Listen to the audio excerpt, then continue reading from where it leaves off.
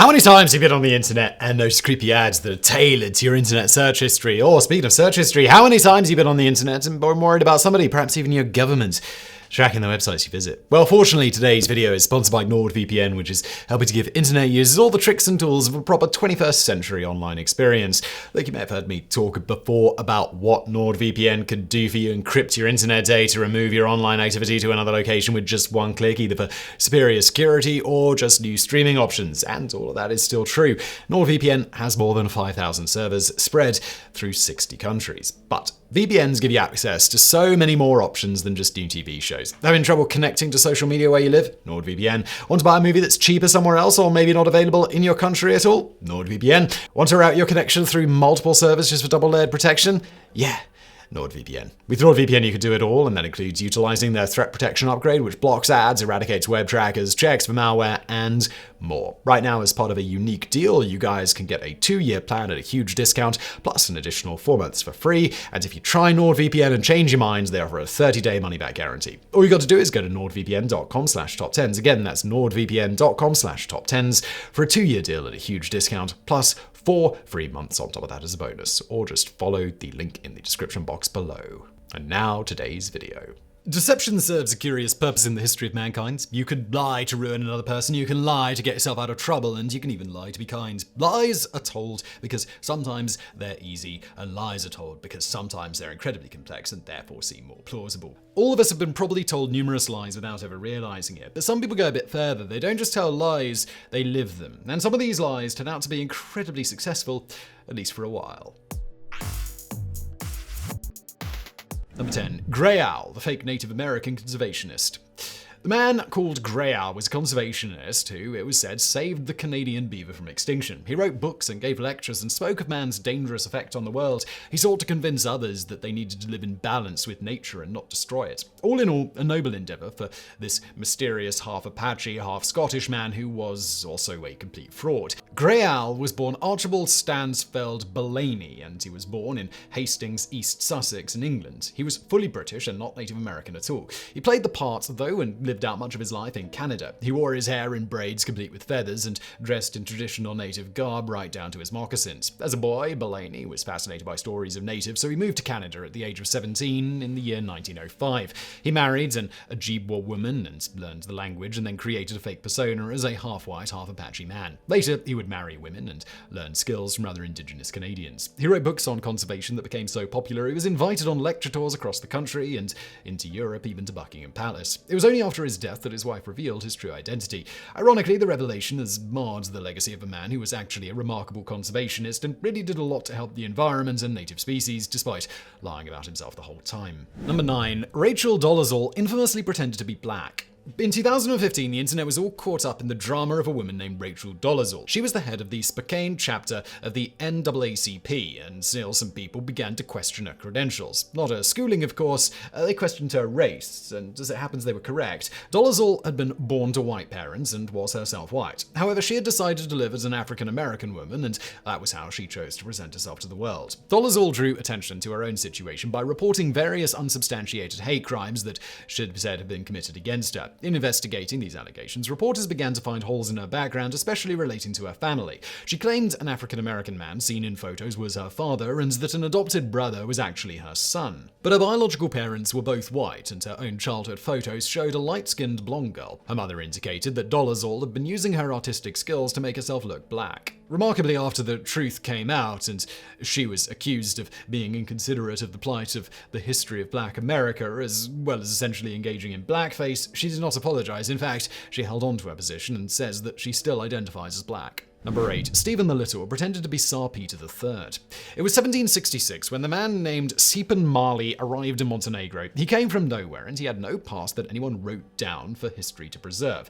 He was apparently a herbalist and skilled at healing, but his greater claim to fame was that he told everyone he was Tsar Peter III. This was significant because he didn't appear to be Russian, but more importantly, Tsar Peter III had died in 1762. As the story went, he was seeking refuge from his enemies. Apparently, he never actually claimed to be the Tsar, or at least not publicly. Instead, rumors began to spread, which he refused to deny, even as he dropped hints that maybe they were true until it seemed like everybody knew the tale. In a twist no one could have predicted, he was declared ruler by the assembly in Montenegro and ran the country for 6 whole years. Russia even sent envoys to have him deposed, who ended up endorsing him as leader after the fact because he seemed to be fairly good at his job. His rule only ended when a servant was bribed by Ottoman forces to murder him. Number 7. Lenny Bruce pretended to be gay to get out of the military. If you ever saw the show MASH about a military hospital in the Korean War, then you likely remember the character of Corporal Maxwell Klinger. Klinger wore women's clothing constantly, the idea being that he was trying to get kicked out of the military on a Section 8. The joke in the show was that he was faking being mentally ill, which would be grounds for a medical and honourable discharge, but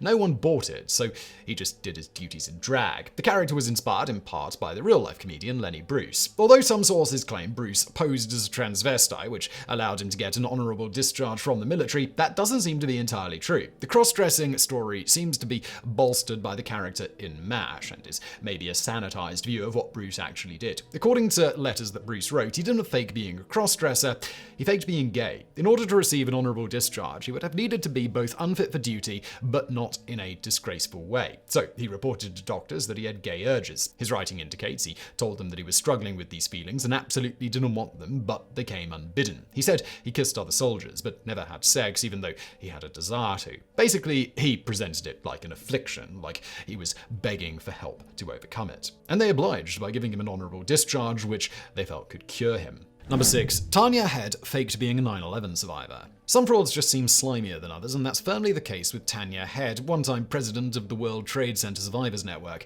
You'd think the main requirement for serving in such a capacity would actually be being a 9/11 survivor, but Head was not. She just lied about it. She said she was on the same floor it hit, no less. She nearly lost her arm in the mayhem and suffered burns. She was taken to safety by Wells Crowther, a man who lost his life rescuing people during the disaster. She said that she woke up days later in the hospital to news her husband in the North Tower had died.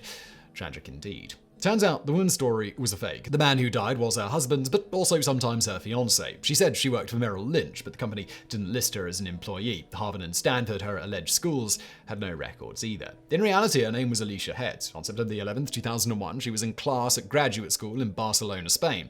Weirdly enough, despite her lies, other survivors in the network noted that she did great work raising money and awareness for them. She never took any money for herself and in fact donated her own. Their best guess is that while truly sympathetic to what happened, she also had some weird need to be at the center of the story. Number 5. Mamoru Samarangochi faked being deaf for 18 years. Beethoven is one of history's greatest composers, a fact made all the more astonishing by the fact that he eventually went deaf. Mamoru Samarangochi was called Japan's Beethoven, a famous composer who for 18 years everyone thought was deaf too. Turns out he just made it up and he could hear totally fine. He also wasn't really a composer and someone ghostwrote his music. He supposedly went deaf at 35 but kept composing, including doing work for popular game franchises like Resident Evil. Later, his ghostwriter outed him, saying that the man couldn't read sheet music and could hear fine. Samarangochi claimed he had only just started to get his hearing back. A reporter who interviewed him once actually watched the man answer the doorbell. Eventually, he admitted that his hearing was not as bad as he said and gave back a certificate stating that he was disabled. Number 4. Sarah Wilson faked being royalty. There's something about the idea of misplaced royalty that the average person loves. The idea that someone is secretly special is hard to resist, and that's how Sarah Wilson rose to prominence as Princess Susanna Caroline Matilda of Mecklenburg-Strelitz. In truth, she was a convict, but in 1772, after escaping slavery, she convinced people she was the sister of the Queen. She traveled through Virginia and North Carolina, ingratiating herself to politicians and high society. She understood the manners of the court and even had a purloined picture of the Queen to help back up her claims. Eventually, she was recaptured by the man who had purchased her, but then she plotted another escape before getting married and vanishing entirely. Number 3. Carlos Kaiser faked being a pro footballer. Even if you're a fan of pro football or soccer if you really must, you may not be familiar with Carlos Kaiser. He had a career that spanned over 20 years in the game and 13 different teams including Flamengo and Vasco da Gama, and you will never ever see highlights of him even attempting to kick a ball because it all never happened. Hailing from Rio de Janeiro, he befriended players and club owners alike, telling everyone how great a player he was. No one ever saw him play, but he was charming as hell hell, so people believed him. He also got signed to a team and then would immediately get injured, so he never actually had to play. He paid kids to mob him so that he could fake getting hurt and paid spectators to chant his name when the bosses were around. According to Kaiser himself, he liked being a player and being around players. He just never liked playing. Lies, scams, and ruses got him through years of non-players results. When one team got sick of him, another team would fall for his charming lies, and the game continued. Number 2, a woman faked being a nurse for 20 years. Ever notice the diploma on your doctor's wall? Probably gives you some peace of mind that the doctor knows what they're doing. But what about in a hospital? What about your nurse? Are you confident that they're skilled? A woman in Canada managed to spend 20 years working as a nurse with no education at all. She had the same name as a real nurse and was using her identity to work, including doing surgery. She was only caught after noticing some issues with her license number, which she shared with the real nurse. No word on whether anyone was ever harmed as a result of her work. Number 1, there was a double-faked US embassy in Ghana. Thanks to long-lived internet scams, Africa is known as a hotbed of fraud these days. And while fraud online or over the phone is easy to wrap your head around, the fake embassy scam that was run in Ghana is a whole new level. In 2016, authorities took a special interest in the US embassy located in Accra, Ghana. For 10 years, the embassy had been doing the sort of business that you'd expect an embassy to be doing, like issuing visas.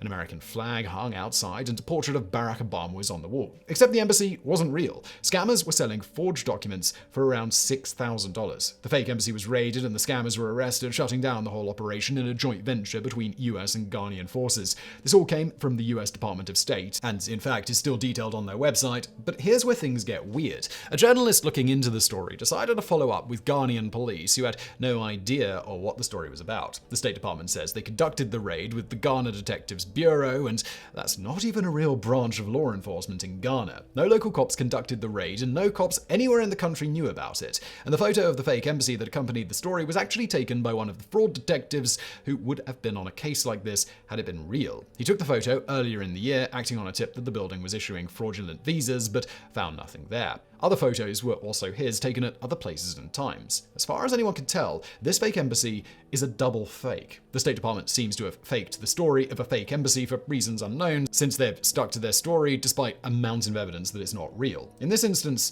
the fake was faked. Maybe for PR reasons, maybe not. It's hard to say when no one is explaining themselves.